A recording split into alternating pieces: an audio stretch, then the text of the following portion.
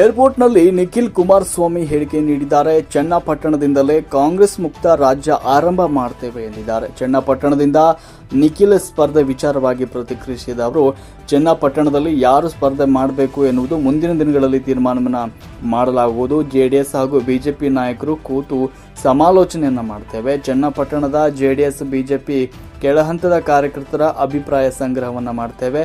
ರಾಜ್ಯದ BJP JDS ನಾಯಕರು ವರದಿ ತಯಾರು ಮಾಡಿ ಕೇಂದ್ರ ನಾಯಕರಿಗೆ ರವಾನೆ ಮಾಡ್ತಾರೆ. ಚನ್ನಪಟ್ಟಣ ಗೆಲ್ಲುವ ಮೂಲಕ ಕಾಂಗ್ರೆಸ್ ಮುಕ್ತ ರಾಜ್ಯ ಆರಂಭವಾಗಲಿದೆ ಎಂದಿದ್ದಾರೆ.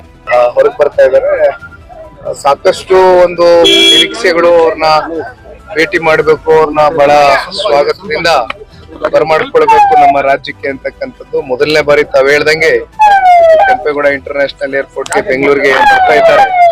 ಸಾಕಷ್ಟು ಜನ ನಮ್ಮ ಪಕ್ಷದ ಕಾರ್ಯಕರ್ತರುಗಳು ಅತ್ಯಂತ ಉತ್ಸಾಹಕತೆಯಿಂದ